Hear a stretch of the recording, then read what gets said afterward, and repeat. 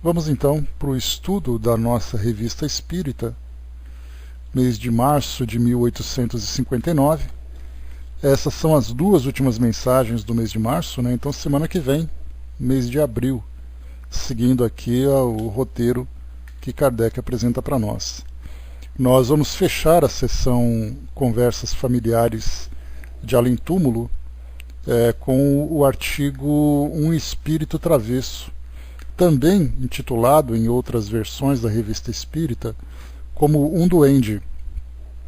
E depois a gente vai para um outro artigo chamado Plínio, o Moço, um artigo extenso, né, que a gente vai acompanhar aqui o desenrolar da história desse espírito. Então vamos lá, sem mais delongas. Começando por aqui então, o Espírito Travesso.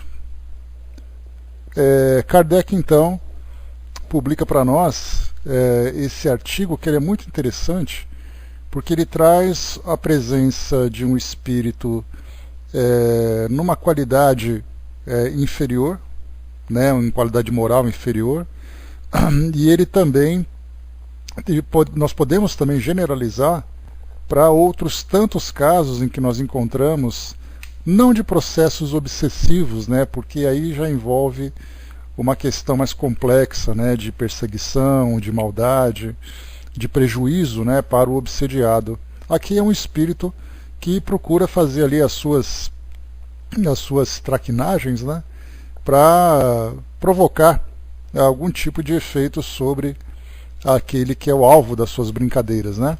Então vamos conhecer um pouquinho mais, que dá para a gente ter uma ideia de muitos espíritos que agem dessa mesma forma aqui no nosso dia a dia.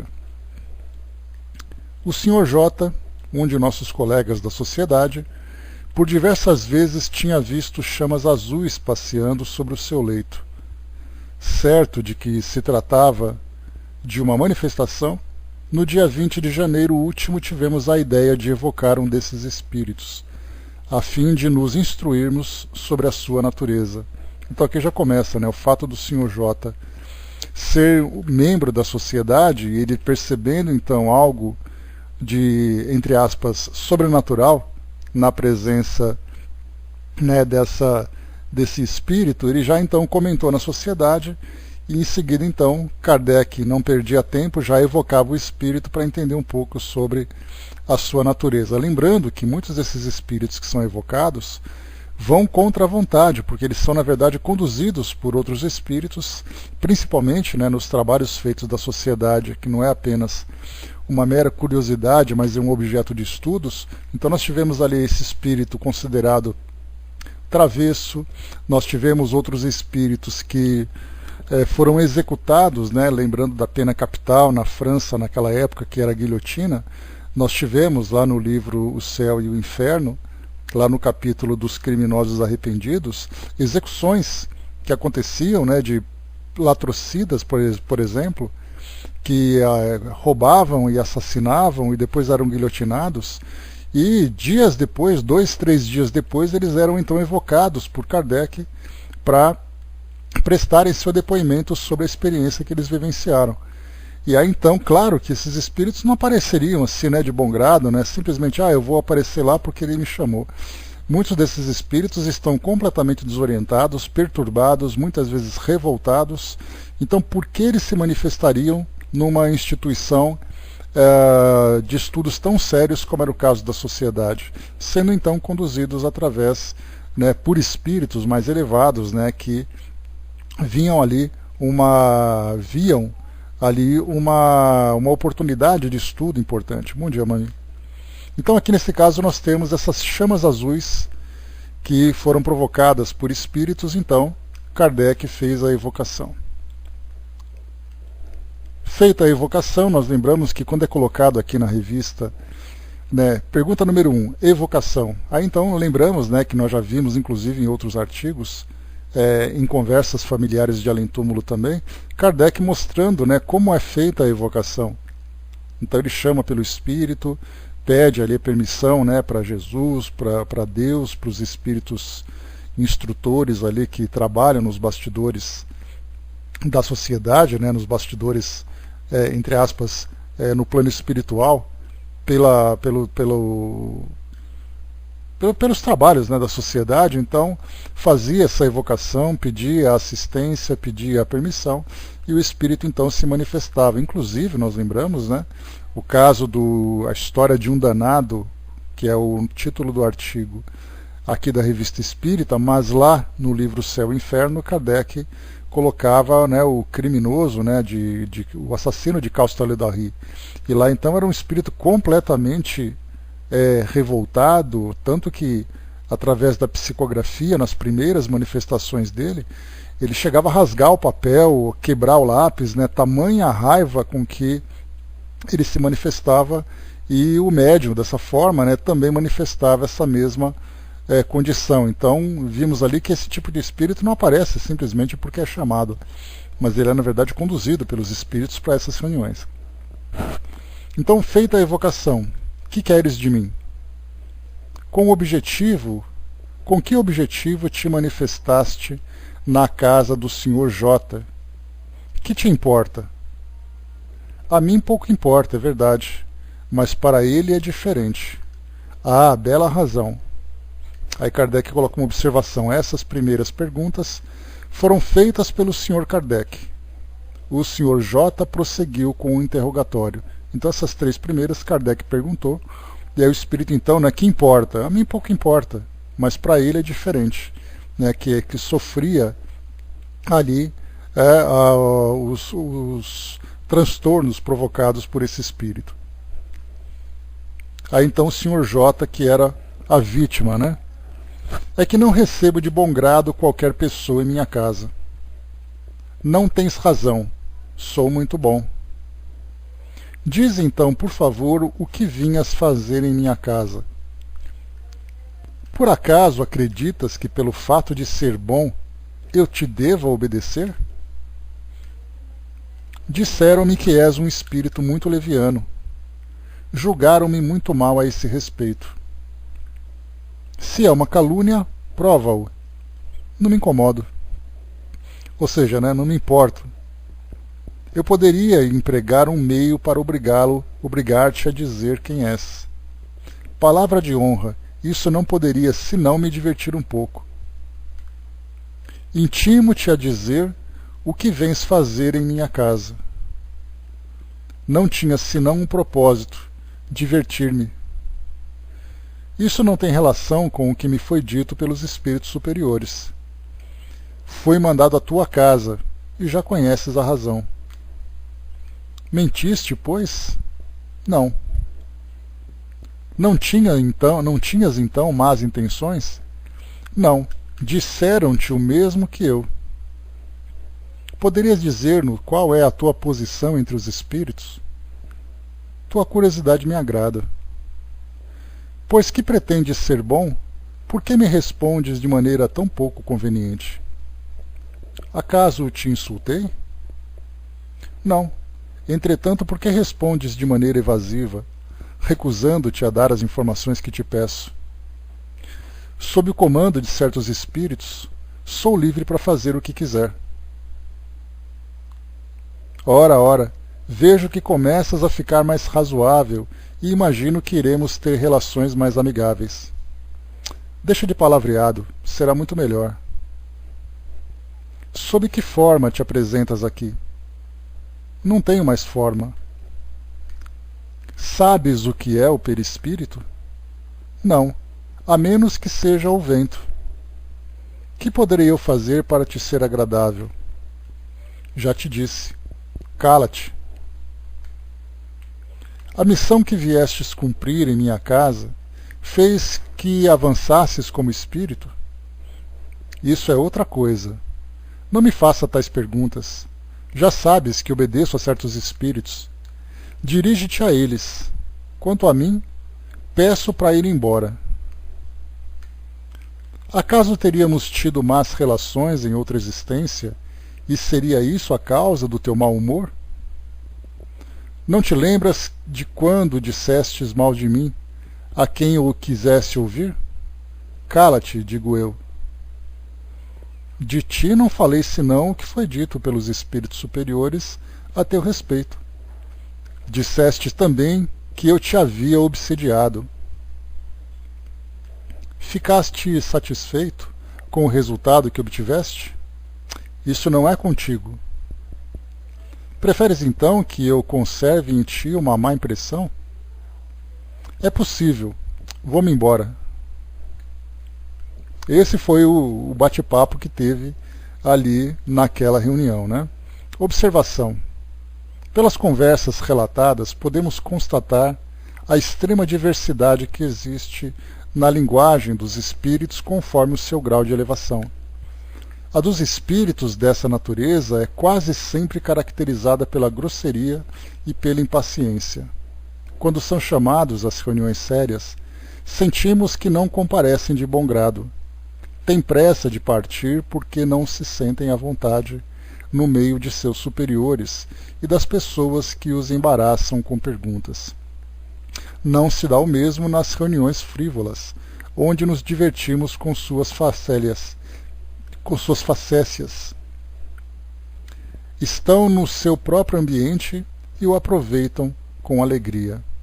Então aqui, né, a gente imagina muitas vezes que nesse diálogo com os espíritos, parece que existe um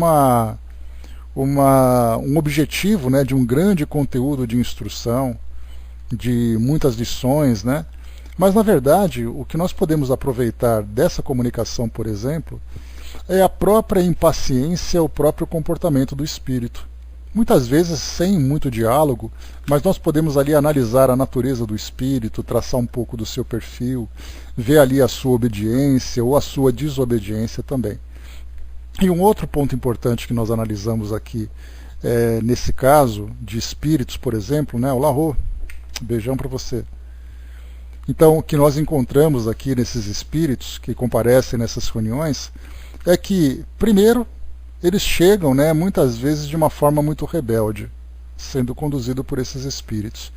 E nós já vimos outras vezes que espíritos, então, que comparecem nessas reuniões, eles, quando são perguntados sobre determinadas situações, seja através da psicografia, seja através da psicofonia, eles então comentam, né, que eles respondem muitas vezes por serem forçados, ou respondem por constrangimento por estarem ao lado de um espírito que exerce sobre eles uma autoridade moral.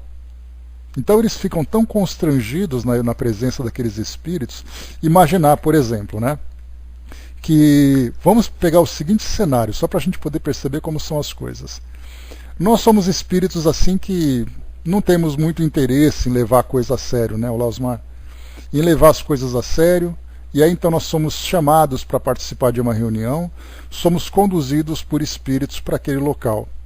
Chegando lá, ao lado do médium, vemos ali então as pessoas encarnadas reunidas, e ao nosso lado, só para a gente ter uma ideia, nós temos ali do nosso lado um espírito do porte de Emmanuel, que se encontra simplesmente em pé, ao nosso lado, olhando olho no olho, e nós conseguimos perceber a autoridade moral dele. Será que a gente teria coragem de fazer qualquer tipo de ameaça, de trazer qualquer tipo de constrangimento para aquelas pessoas?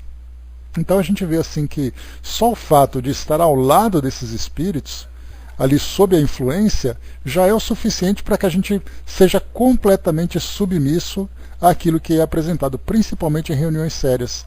Então imaginemos Allan Kardec presidindo ali uma reunião, aquelas pessoas juntas ali, participando daquela reunião, espíritos com grande autoridade moral no plano espiritual, e aparece um espírito com essa característica, chamado, por exemplo, né, de um espírito de um duende ou de um espírito travesso.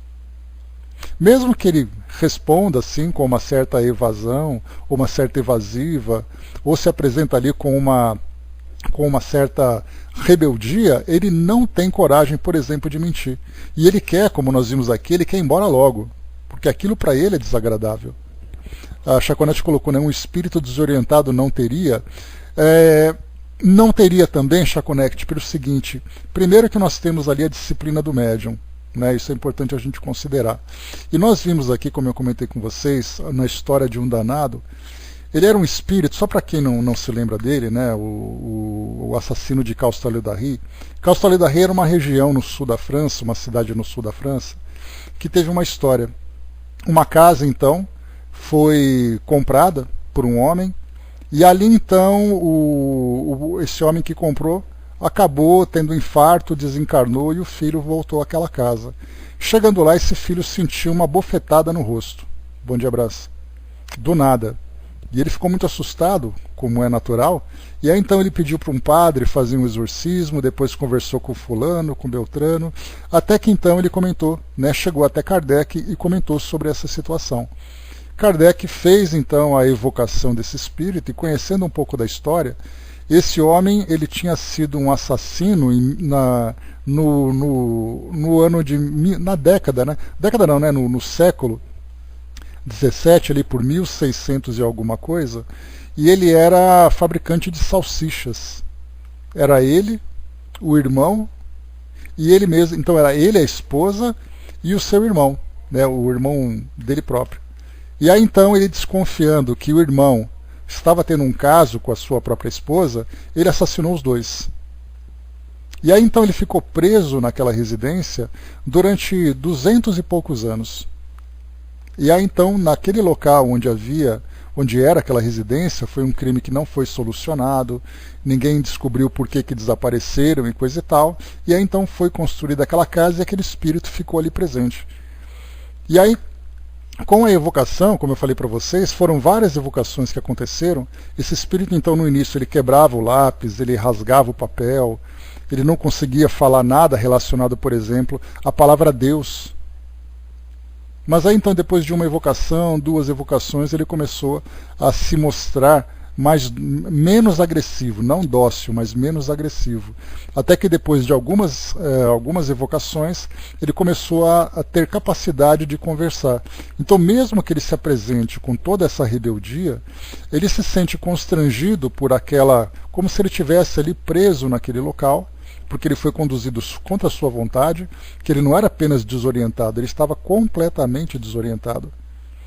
E apresentando uma revolta muito grande também, né, a ponto dele viver, como ele comentou, que ele ficava revivendo aquela experiência de ter assassinado o irmão e a esposa, como se fosse um pesadelo interminável.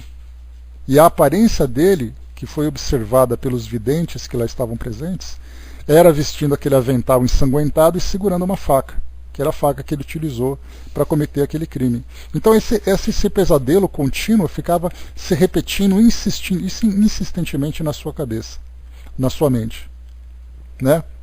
Então, depois de algumas evocações, ele começou então a conversar, e depois no final desse processo que Kardec assumiu para desenvolver esse trabalho, ele já estava mais esclarecido, porque ele dizia, depois que ele já tinha condições de conversar, que ele se encontrava preso naquele local, naquela casa, e ele não conseguia sair dali. Mas depois de um tempo ele já dizia assim, eu já posso sair daqui. Foi um trabalho que durou meses ali, que Kardec foi, né, trazendo para nós ali no seu relato, né? Então, sim, primeiro ele foi trazido, depois ele foi então foi sendo tratado pelos espíritos e também ali pela própria assistência aqui do plano físico, né, da reunião de Kardec. E aí depois, com o tempo, ele foi começando a retomar o equilíbrio, ver as coisas de um modo diferente, e depois ele foi conduzido para a assistência. Então, a presença desses espíritos naquele local, como nós vimos aqui no caso de um espírito revoltado, que era esse assassino, que foi o caso desse espírito travesso, e nós temos também o caso dos obsessores, que nós temos obsessores, como nós vimos naquele caso do livro Libertação, que nós estamos estudando, espíritos extremamente perversos. Quando eles são levados a essa reunião, eles são contidos, né, restritos por aquela vibração, como se fossem algemas, como se ele tivesse acorrentado naquele local, e ele é então controlado por essas vibrações, controlado também pelo próprio médium, porque lembrando que se dependesse desses espíritos, durante a incorporação, eles saíam quebrando tudo, virando mesa, agredindo todo mundo. Então alguns deles arranham a mesa, alguns deles tentam dar aquele soco na mesa, mas eles não conseguem. E quando conseguem é de uma forma muito contida. Então é aquela revolta que eles apresentam contra aquele domínio que o ambiente exerce sobre ele. E nesse caso, mesmo esses espíritos revoltados, esses obsessores perversos, quando eles são então questionados numa reunião mediúnica, eles são constrangidos por essa autoridade moral daqueles presentes do próprio ambiente a dizerem ali quem são os seus propósitos, por que eles estão ali, mesmo que eles não queiram. Então é uma força que nós ainda não conseguimos compreender. Mas certamente quando se fala em autoridade moral, fica fácil da gente perceber, como foi o exemplo que eu trouxe para vocês. De vermos ali, né, imaginemos mais uma vez, né, um cenário em que nós somos espíritos obsessores, aí nós somos levados a uma incorporação, e do nosso lado tem um espírito como Joana de Ângeles, parada, olhando nos nossos olhos, esperando uma resposta. E, claro, o espírito não vai conhecer Joana de Ângeles, mas ele vai sentir a autoridade moral dela através da irradiação que ela transmite a ele, né? O espírito fica completamente constrangido, ele fica submisso àquela autoridade, mas depois que ele sai dali, ele tenta ali voltar à sua condição natural. Por isso, como foi colocado para nós, aqui por Kardec, ele diz assim: quando são chamados às reuniões sérias, sentimos que não comparecem de bom grado, têm pressa de partir porque não se sentem à vontade no meio de seus superiores e das pessoas que os embaraçam com perguntas. O mesmo não se dá, né? Não se dá o mesmo nas reuniões frívolas, onde nos divertimos com suas facécias, estão no seu próprio ambiente e aproveitam com alegria. Então, quando esses espíritos se encontram nessas reuniões, né, sem um caráter sério, eles ficam ali por horas, se deixar, contando histórias, fazendo ameaças, inventando situações, mostrando ali uma importância que eles acreditam, né, que tem diante daquelas pessoas, e então as coisas vão acontecendo. E é muito comum isso. Nós temos, por exemplo, em várias partes do mundo, né, aqui no Brasil, e também da Europa aqui, né, para o mundo ocidental, que é isso que a gente conhece mais, essas evocações feitas com essas tábuas ouijas, com essas brincadeiras de copo, né, tudo isso que a gente vê nos filmes de terror, ou mesmo nos filmes de comédia ou romance, que vemos ali de evocação dos espíritos, isso é um hábito. Né? Me lembro de uma colega nos Estados Unidos que ela dizia que você ia numa loja de brinquedos, você tinha o banco imobiliário numa prateleira, do outro lado você tinha uma tábua ouija. E as pessoas compravam isso com uma naturalidade assim, e tentavam fazer uma brincadeira, tentavam manipular, né, usar esse instrumento para fazer uma evocação, e quando dava certo, qual era o propósito? Eles queriam, na verdade, saber se dava certo, não qual era o objetivo principal, que era essa relação com o mundo espiritual. Então é o que nós encontramos, dependendo do ambiente, dependendo do objetivo, nós teremos ali a presença dos espíritos, cada um se comportando de acordo com as características e o objetivo daquela reunião. Muito bem, vamos lá. Temos aqui agora o nosso próximo artigo, encerrando agora, né, já encerramos então o artigo que fala das conversas familiares de além-túmulo. Nós vamos então para o outro artigo, Plínio o Moço. E aqui embaixo nós temos Carta de Plínio, o Moço, Assura, livro 7, carta número 27. Vamos acompanhar, que é um texto aqui um pouco longo, que depois Kardec, através da evocação, conversa com esse espírito. O repouso que desfrutamos permite que ensineis e me permite aprender. Gostaria, pois, de saber se os fantasmas têm algo de real, se têm uma verdadeira fisionomia, se são gênios ou se não passam de imagens vãs, delineadas por imaginações perturbadas pelo temor. O que me leva a crer que há verdadeiros espectros é o que me disseram ter acontecido a Curtis Rufus. Na época em que ele não possuía nem fortuna nem nome, havia acompanhado à África aquele a quem coubera o governo. Ao cair da noite, passeava sob o pórtico, quando uma mulher de imagem e de beleza sobre-humanas se lhe apresentou e disse-lhe: Eu sou a África. Venho predizer o que te vai acontecer.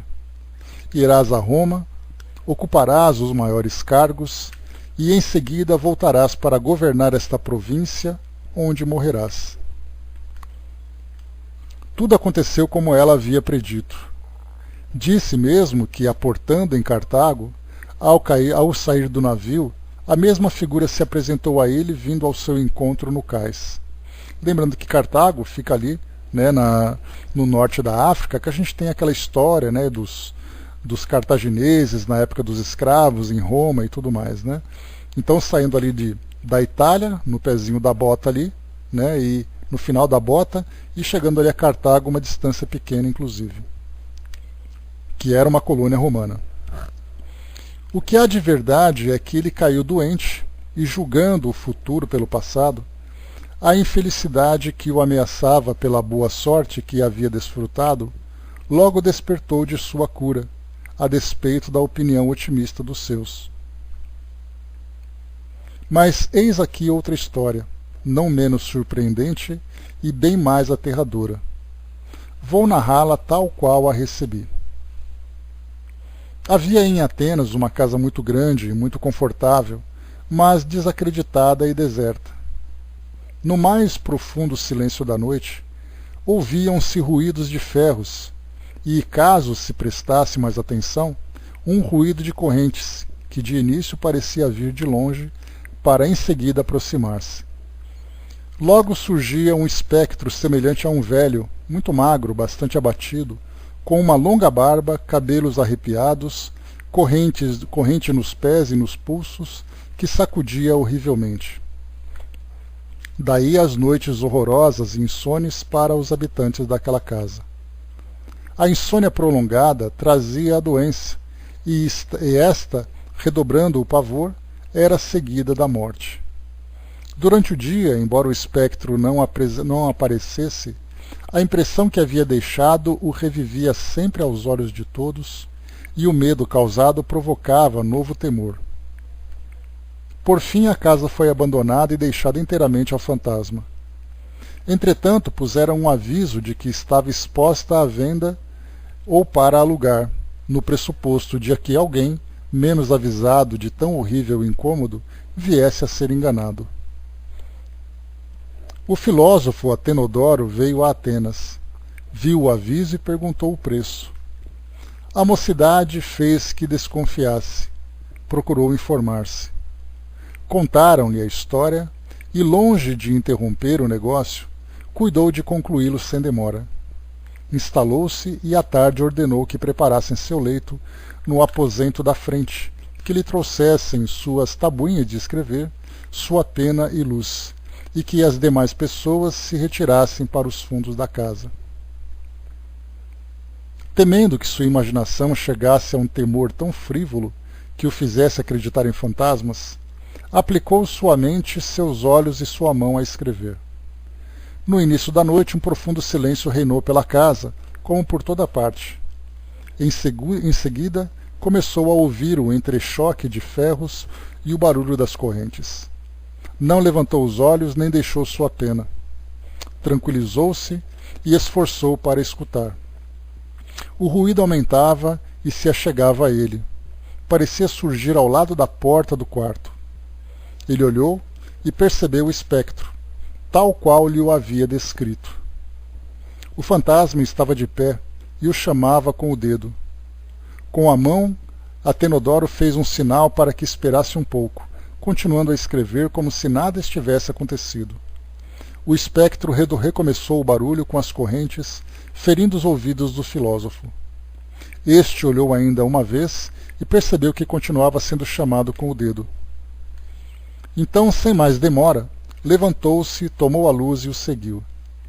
O fantasma marchava a passo lento, como se o peso das correntes o oprimisse.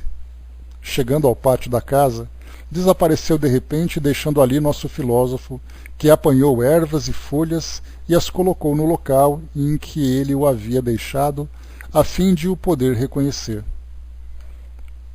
No dia seguinte foi procurar os magistrados e pediu que mandassem escavar aquele lugar.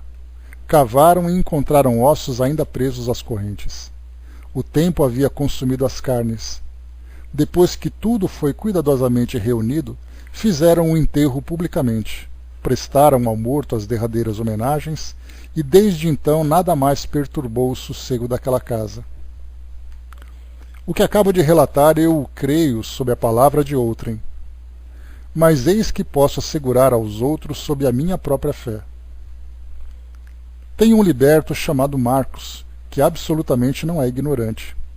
Estava deitado com o seu irmãozinho quando lhe pareceu ver alguém sentado no seu leito e que aproximava uma tesoura de sua cabeça e chegava a cortar-lhe os cabelos de cima da fronte, acima da fronte.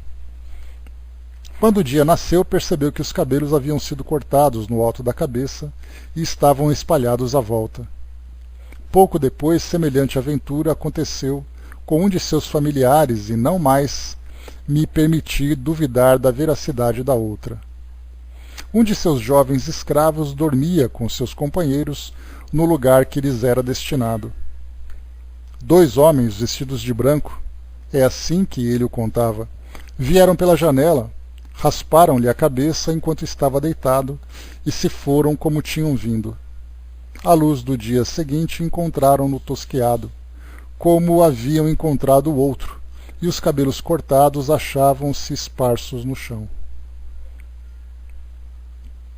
Essas aventuras não tiveram nenhuma consequência, a não ser que fui acusado perante Domiciano, sob cujo império elas ocorreram. Eu não teria escapado se ele tivesse vivido, pois encontraram em sua pasta uma petição contra mim, dada por Carus. Daí se pode conjecturar... Pensou, Brás? Daí se pode conjecturar que, como o costume dos acusados é negligenciar os cabelos e deixá-los crescer, aqueles que haviam cortado-os da minha gente indicavam que eu estava fora de perigo. Suplico, pois, que ponhais aqui toda a vossa erudição. O assunto é digno de profunda meditação e talvez eu não seja digno de participar de vossas luzes. Se, conforme é vosso costume, fizerdes um balanço das 2 opiniões contrárias, fazei com que a balança penda para algum lado, a fim de me tirar da inquietude em que me encontro, já que não vos consulto senão por isso. Adeus. Né?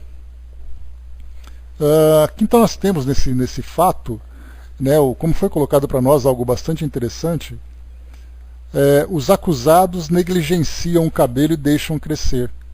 E aí então, como esse cabelo foi cortado, mudou a ideia, né, daqueles que eram os acusadores.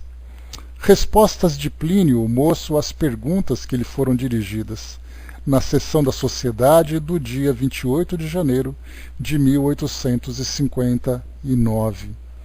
Né, o Osmar colocou que a sala não está aparecendo lá na relação de salas, né? Kardec então faz a evocação e aqui os espíritos respondem. Falai, o espírito responde, falai, eu responderei. Embora estejais morto há 1743 anos, tendes recordação de vossa existência em Roma ao tempo de Trajano? Por que então nós, espíritos, não nos haveríamos de recordar? Lembrai-vos de muitos atos de vossa infância. Que é, pois, para o espírito uma existência passada, senão a infância das existências pelas quais devemos passar antes de chegarmos ao fim de nossas provas? Só um instantinho aqui que eu...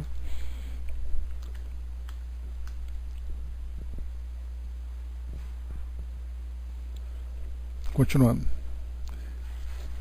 Toda a existência terrena ou envolvida pelo véu material é uma caminhada para o éter e, ao mesmo tempo, uma infância espiritual e material. Espiritual porque o espírito ainda se acha no começo das provas, e material porque apenas está adentrando as fases mais grosseiras pelas quais ele deve passar a fim de depurar-se e instruir-se. Poderíeis dizer-nos o que tendes feito desde aquela época? Seria longo dizer o que fiz. Procurei fazer o bem, sem dúvida não quereis passar horas inteiras até que eu conte tudo. Contentai-vos, pois, com uma resposta. Repito, procurai fazer o bem, instruir-me Instruí-me e levei criaturas terrestres e errantes a se aproximarem do Criador de todas as coisas, daquele que nos dá pão da vida espiritual e material. Então aqui é interessante, né? O Kardec pergunta o que ele fez desde aquela época. Aí ele disse simplesmente, né, que ele se instruiu e levou criaturas, né, terrestres e errantes a se aproximarem do Criador. Então o que Kardec inicialmente pergunta é quais foram as atividades que ele realizou nesses quase 2 milênios, já que foi de 1743 o tempo em que ele se encontra desencarnado. Então, para nós, claro, seria um prazer, né, satisfazer a nossa curiosidade, sabendo para onde o espírito foi, se ele reencarnou de novo, quem ele encontrou, que tipo de atividades ele realizou. Então a resposta dele foi muito objetiva. E como espírito superior não se dá esse trabalho de ficar detalhando experiências da sua vida, até mesmo, né, para não querer alimentar ali o seu orgulho, ele simplesmente coloca de uma forma resumida, né? Procurei fazer o bem, instruí-me e levei criaturas terrestres e errantes a se aproximarem do Criador de todas as coisas. A mesma coisa nós poderíamos pensar de Emmanuel, né? Que ele apareceu, nós sabíamos então que Emmanuel era ali o senador, né, Túlio Lentulhus, e aí então no final, Túlio Lentulhus, o nome dele, né?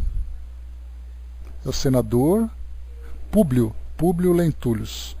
E aí então perguntamos, né, desde aquela época de Jesus, né, o que você fez de lá para cá?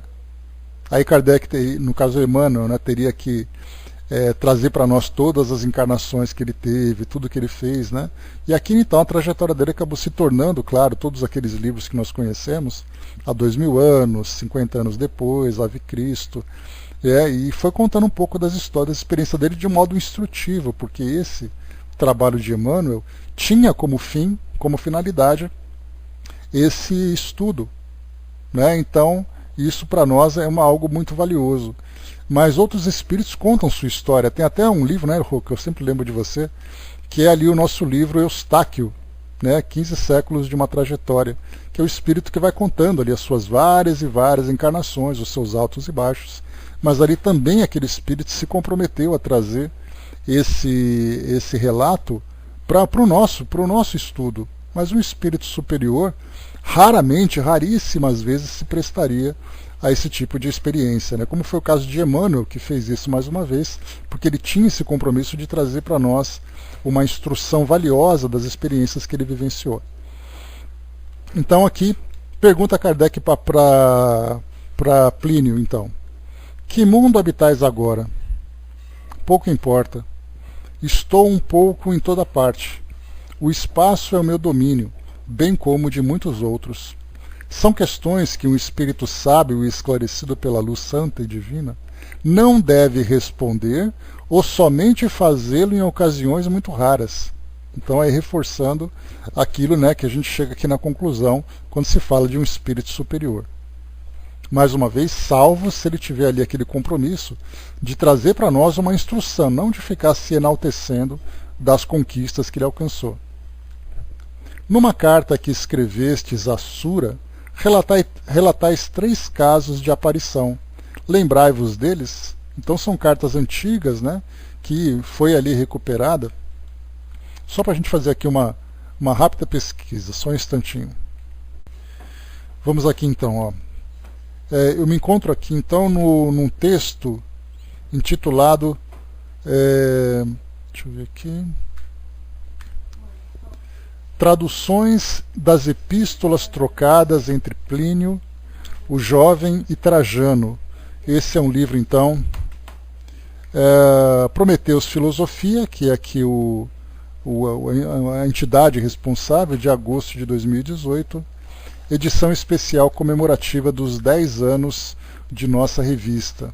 E aqui, então, tem aqui um desenho, uma gravura. Aqui a apresentação, vamos aqui, ó, Plínio o Jovem. Vamos aqui só para a gente conhecer quem é esse espírito, porque do contrário a gente vai acabar ficando desorientado, né? Então aqui, ó, Plínio o Jovem, de 61 a 113 depois de Cristo. Então aqui ele era contemporâneo de Jesus, naquela época, né? Então o nome dele era Gaius Plinius Cecilius Secundus. Nasceu por volta de 61 d.C. em Como, cidade ao norte da Itália. Plínio ganhou o epiteto de jovem por ser sobrinho por parte de mãe e filho adotivo de Plínio o Velho, que viveu entre 23 e 79. Desenvolveu seus estudos básicos no campo da retórica e das leis, tendo Quintiliano e Nicetas de Esmirna como seus principais professores. Sua família não pertencia à antiga nobilitas romana, mas vários dos membros familiares ocupavam cargo de destaque na ordem senatorial. Com os firmes laços de clientelismo construídos principalmente por seu tio, Plínio não tardou em iniciar sua carreira de advogado aos 18 anos. Partícipe do mundo público romano, desde cedo, em pouco tempo conseguiu uma rápida ascensão no cursus honorum, né, próprio de alguém advindo da ordem dos equestres. Em 91 foi questor, 92 integrou-se enquanto tribuno da plebe e 95 tornou-se pretor. Aí deixa eu ver aqui, com o governo do imperador Trajano, entre os anos de 97 e 117, 98 e 117, que Plínio alcançou os cargos de maior destaque e influência, tais como cônsul, governador da província de Betínia, prefeito de Saturno, Augure. Aí depois fala um pouco aqui sobre ele também, traz ali sobre as amizades, sobre as influências dele, né? Deixa eu ver aqui. Beleza, então essa aqui é a biografia do nosso Plínio, o jovem. Vamos então continuando aqui a nossa leitura. Numa das cartas que escrevestes a Sura, relatais então 3 casos de aparição. Lembrai-vos deles? Eu o confirmo porque são verdadeiros. Tendes fatos semelhantes diariamente, os quais não prestais a menor atenção. São bastante simples, contudo, à época em que eu vivia, nós os achávamos surpreendentes. Não vos deveis admirar. Deixai de lado essas coisas, pois tendes outras bem mais extraordinárias. Então é interessante a gente ver como um espírito já alcançando certa superioridade trata essas questões de um modo tão insignificante, pelo fato, né, das experiências que ele viveu, principalmente no campo moral, já mostrar ali todas as suas conquistas, todos os caminhos que ele percorreu. Mas para nós ainda, e até mesmo Kardec pode ser incluído nesse rol, de espíritos ainda aprendizes, esses fatos são curiosos. Então pegou uma carta lá da época em que ele se encontrava encarnado, que ele enviou então falando sobre essas situações sobrenaturais. Inclusive ele escreveu uma das cartas, né, aqui nós temos no Google, né, quando se pesquisa sobre o nome dele, diz aqui para nós, né, a Casa Mal Assombrada, o autor Plínio o Jovem. E aqui teve uma tradução. Então, um livro escrito A Casa Mal Assombrada, que inclusive dá até para baixar aqui, que é uma versão digital, numa editora virtual. E a mesma coisa acontece também aqui, Atenodoro e Il Fantasma, também é outro livro que trazido aqui. Então várias situações que ele vai relatando naquelas cartas, que para Kardec agora é algo que merece atenção para os estudos, por exemplo, dos fenômenos mediúnicos. Então ele coloca, né, para não prestar muita atenção, porque tem coisas mais importantes, só que na verdade a gente tem curiosidade de conhecer isso. 6ª pergunta. Entretanto, gostaríamos de vos dirigir algumas perguntas a respeito, contanto que eu vos responda de maneira geral. Isso vos deve bastar. Perguntai, pois, se fazeis questão absoluta. Serei, no entanto, lacônico em minhas respostas. Mais uma vez, espírito superior não tem paciência para ficar perdendo tempo com coisas infantis, né? Porque de fato é assim, para um espírito que já alcançou esse conhecimento, nós lembramos que na época de Jesus, ele já era um advogado que defendia os interesses da plebe. De lá para cá são 1743 anos, como Kardec comenta. Imagina então chegar lá um espírito desse quilate, fica falando de fantasma que aparece nos locais. Então ele fala, vai, você quer saber? Tá bom, vai, mas não fica pedindo detalhes. No primeiro caso, uma mulher aparece a Curtius Rufus e lhe diz que é a África. Quem era essa mulher? Uma grande figura. Parece-me que ela é muito simples para homens esclarecidos, tais os do século XIX. Né? Então, os homens esclarecidos do século XIX não compreendem, né, a grandeza daquele espírito que apareceu. Qual a razão que impelia o espírito que apareceu a Atenodoro? E por que aquele ruído de correntes? Marca da escravidão, manifestação.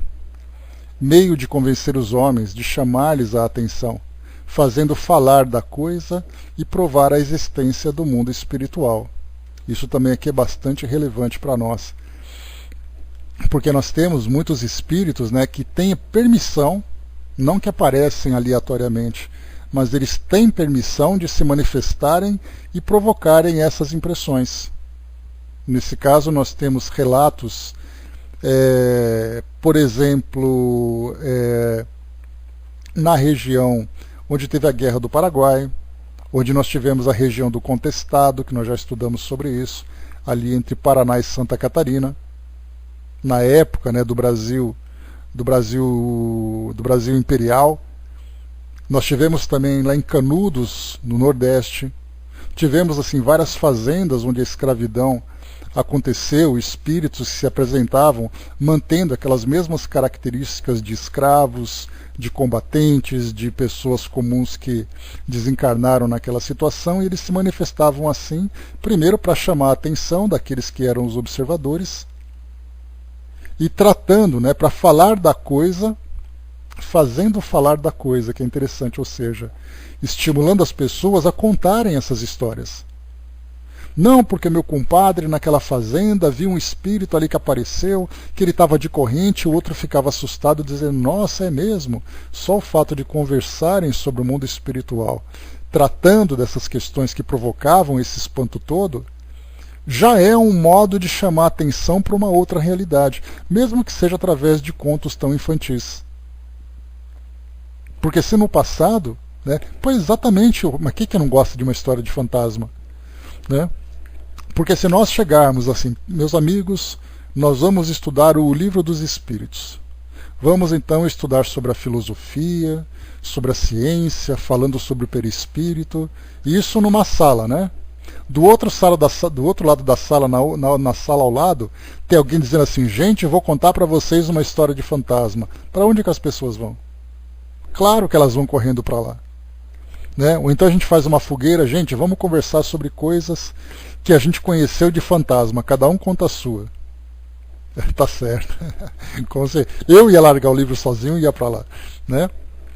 Porque é muito interessante. Então, olha que coisa bacana que esse espírito traz, que para nós pode parecer uma coisa óbvia, mas é só quando a gente lê sobre isso que a gente percebe o sentido. Por que as histórias de fantasmas existem? Simplesmente porque é o contato do mundo espiritual com o mundo físico e que as pessoas se interessam em conhecer, embora elas não conheçam de uma forma didática. Aí vem a doutrina espírita trazendo então essa parte filosófica, essa parte científica e essa parte moral, para pegar esses mesmos assuntos e mostrar qual é a realidade deles. E assim a gente começa então a refletir sobre a nossa própria realidade.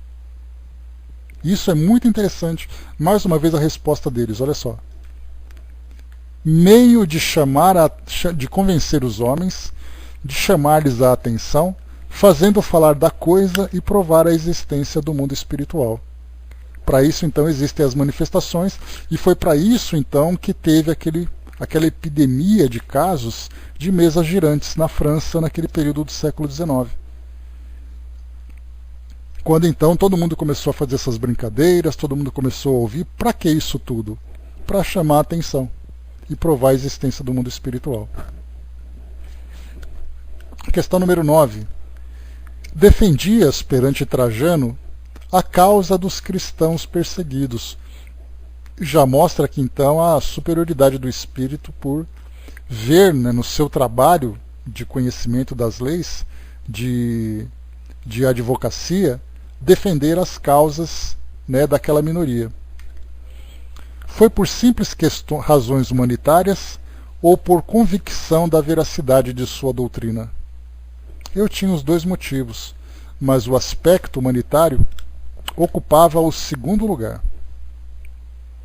Então ele tinha ali, né, ainda um apego à letra, um apego ao conhecimento, deixando a parte humanitária, da parte da fraternidade, da moralidade em segundo plano. Sim, sendo importante, mas valorizando muito mais o prazer de exercitar aquela tarefa de conhecimento e domínio das leis. Que pensais do vosso panegírico de Trajano? Ele teria necessidade de ser refeito. Então, ali textos que precisariam ser revistos, ele quer dizer. Escrevestes uma história de vosso tempo que se perdeu. Poderíeis reparar essa perda nula ditando? O mundo dos espíritos não se manifesta especialmente por essas coisas.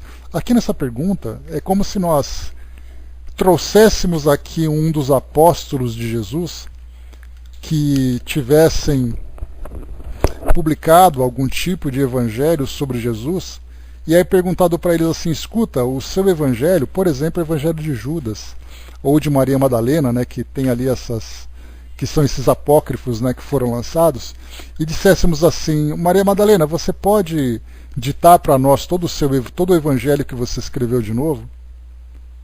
E ela vai dizer assim: olha, eu não tenho tempo para isso. Aquilo já passou, aquilo não vai mudar nada, só vai criar polêmica, para que eu vou fazer isso? É mais ou menos o que nós encontramos aqui nessa situação. Ele escreveu histórias do tempo dele, que sem dúvida nenhuma seria ali um material muito precioso para a história, principalmente, para estudo da filosofia, mas muito pouco construtivo em termos de espiritualização. É a mesma coisa nós pegarmos um imperador romano, evocar o cara para que ele escrevesse o seu diário pessoal sobre aquilo que ele viveu. Enriqueceria a história? Sim, mas um espírito que já tivesse atingido esse quilate, ou esse grau de evolução, ele não teria tempo nem interesse de ficar voltando para isso tudo, né? É como se nós, para a gente poder ter uma ideia mais ou menos da relevância que esse tipo de assunto tem para esses espíritos, é como se nós hoje, preocupados, né, com as nossas experiências da vida, com trabalhos importantes, alguém chegasse para nós e falasse assim: você pode reescrever o seu livro, o seu caderno, quando você estava lá no primeiro ano da escola? Aí você fala assim: mas para que eu vou fazer isso? Não, é porque é legal para guardar a recordação. Não, mas eu não tenho tempo para isso mais, né? Então seria mais ou menos assim. E aqui nós falamos de um espírito que publicou esse material há mais de 1700 anos. Para que ele faria isso? Por isso ele coloca, né? O mundo dos espíritos não se manifesta especialmente por essas coisas. Tem de certos tipos de manifestações, mas elas têm o seu objetivo. São outras tantas balizas fincadas à direita e à esquerda na grande estrada da verdade. Mas deixai de lado e não vos ocupeis com isso, nem a isso consagreis os vossos estudos. A nós compete o cuidado de ver e julgar aquilo que vos importa saber. Cada coisa tem seu tempo. Não vos afasteis, pois, da linha que vos traçamos. Então olha só que banho de água fria que Kardec toma. E essa expressão também gostei muito, né? São outras tantas balizas fincadas à direita e à esquerda na grande estrada da verdade. Uma expressão belíssima, porque mostra aquela grande estrada da verdade que deve ser percorrida, e cada uma dessas pequenas experiências são essas placas fincadas na beira da estrada para dirigir o nosso raciocínio. Mas é como se nós pegássemos uma dessas placas e ficássemos concentrados apenas nela, esquecendo da estrada que deveria ser percorrida à frente. Quantas analogias interessantes a gente pode usar para poder explicar para nós tudo isso. Então aqui chama atenção. A nós, nesse caso espíritos mais elevados, compete o cuidado de ver e julgar aquilo que vos importa saber. Então eles só vão trazer realmente aquilo que importa. Cada coisa tem seu tempo. Não vos afasteis, pois, da linha que vos traçamos. Então já acabou a época, né, daquela infantilidade de chamar atenção. Agora tem que se trabalhar realmente essa parte filosófica, essa parte moral, que vai fazer com que as pessoas se espiritualizem. E diz aqui para nós, questão 12. Folgamos em prestar justiça às vossas boas qualidades, e sobretudo ao vosso desinteresse. Dizem que não exigieis alguma coisa dos clientes que defendieis. Esse desinteresse era assim tão grande em Roma quanto o é entre nós? Ou seja, na sociedade tem aqueles que prestam esse serviço social sem cobrar nada, né? Não lisonjeeis as minhas qualidades passadas. Não lhes atribuo nenhuma importância.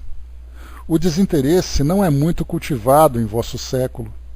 Em cada 200 homens encontrareis apenas 1 ou 2 verdadeiramente desinteressados. Bem sabeis que é o século do egoísmo e do dinheiro. Os homens do presente são feitos de lama e revestidos de metal. Outrora havia coração, a verdadeira força dos antigos. Hoje só existe a posição social. Sem pretender absolver nosso século,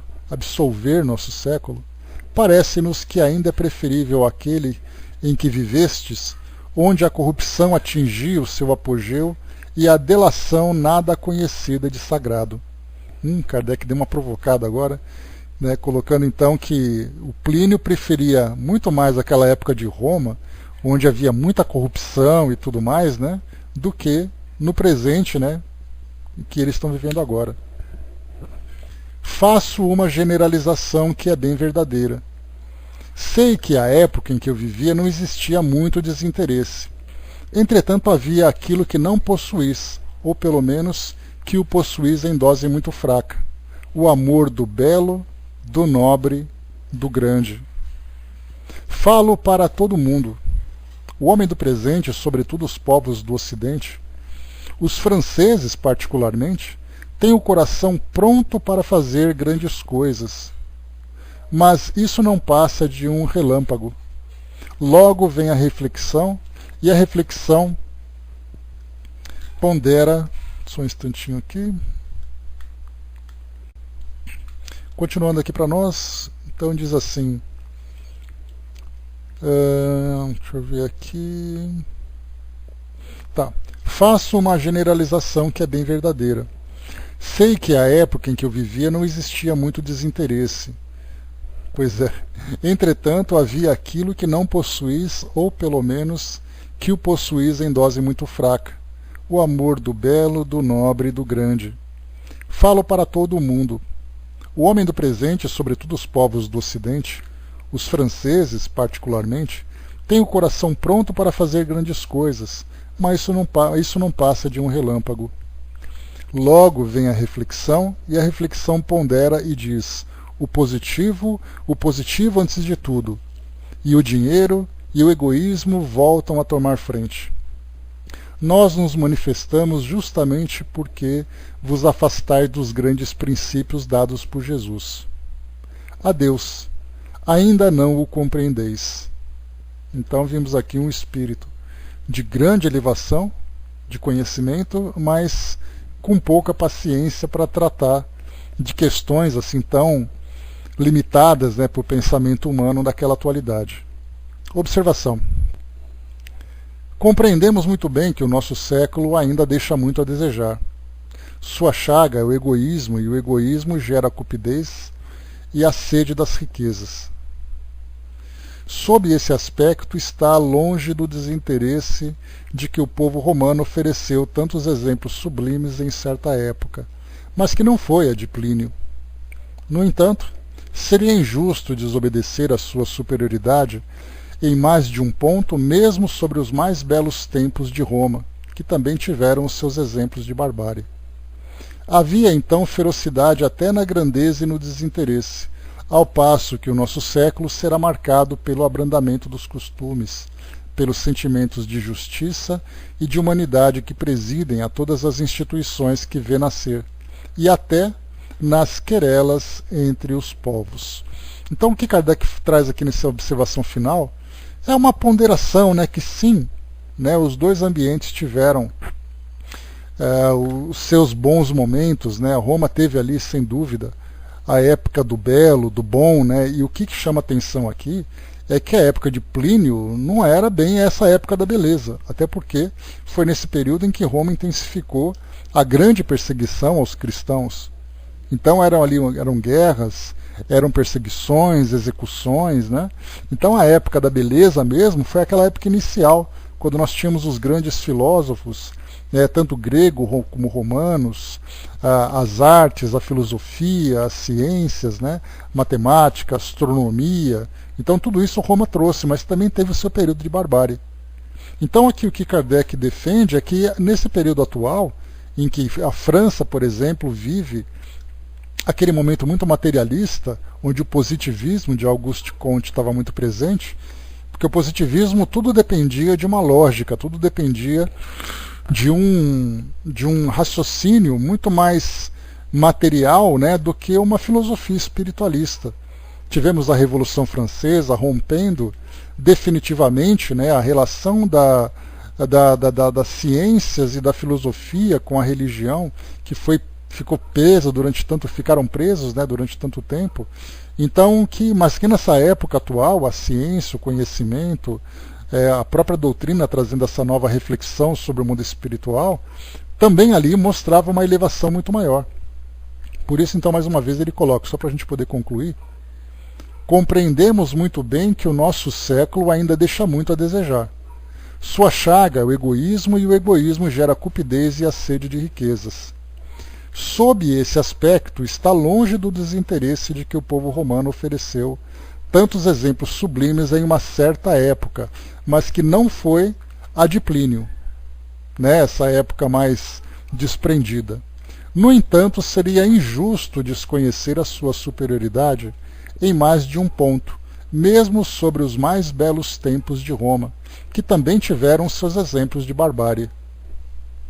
Havia, então, ferocidade até na grandeza e no desinteresse, ao passo que o nosso século será marcado pelo abrandamento dos costumes, pelo sentimento de justiça e humanidade que presidem a todas as instituições que vê nascer, e até nas querelas entre os povos.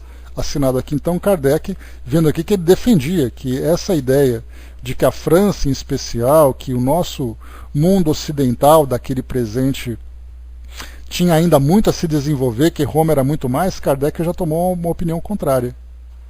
Já começou a dizer, peraí, não é assim não. Dá para a gente ter ali uma opinião diferente dessa, porque estudando a história, as conquistas de cada época, o período atual, contemporâneo de Kardec ali, era muito melhor, sem dúvida, do que Roma naquela época. Né? Então, vimos ali Kardec não aceitando bem, mas o espírito também.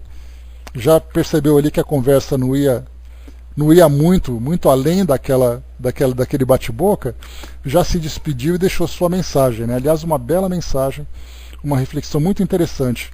Uma visão, como nós vimos aqui, já que Kardec teve ali trouxe para nós aquele incentivo para estudarmos o caráter daquele espírito travesso, nós podemos também analisar aqui a personalidade de Plínio. Era um espírito superior em termos de conhecimento, era um espírito que tinha ali valores bem desenvolvidos, mas era um espírito com pouca paciência para ensinar.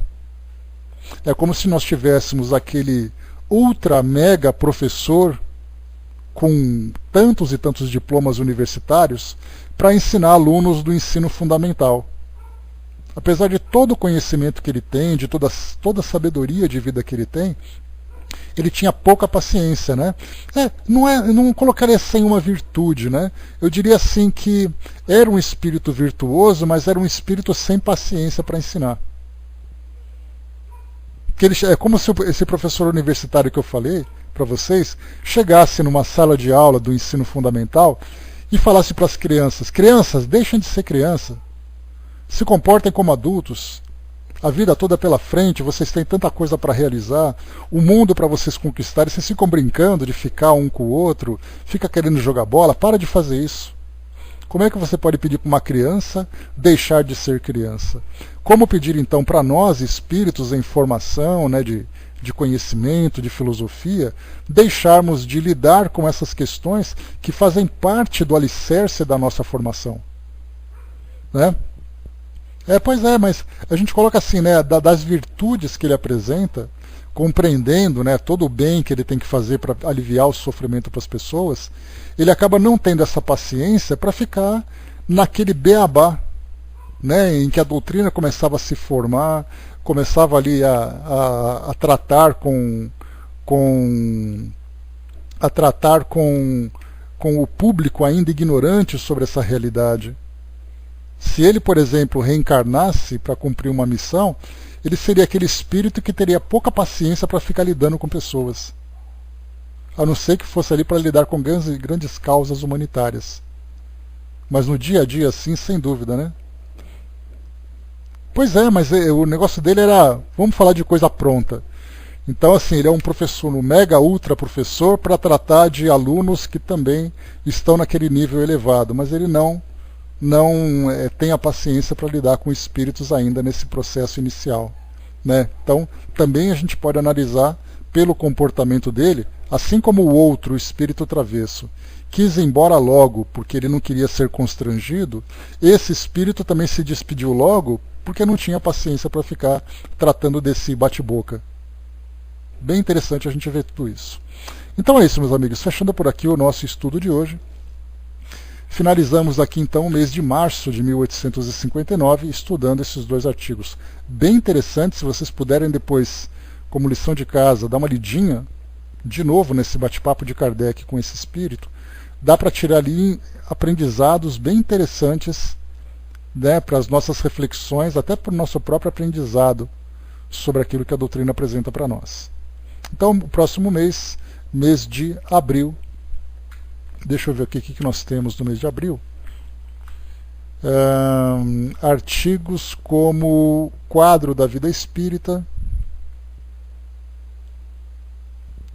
depois um artigo grande, inclusive, talvez a gente fique umas 2 sextas-feiras só falando disso. Nossa, muita coisa. Quadro da Vida Espírita, o que Kardec vai dizer para nós sobre tudo isso? Depois nós temos aqui também Fraudes Espíritas, um outro tema aqui polêmico, né, sobre a questão de estudos. O problema moral. Os canibais.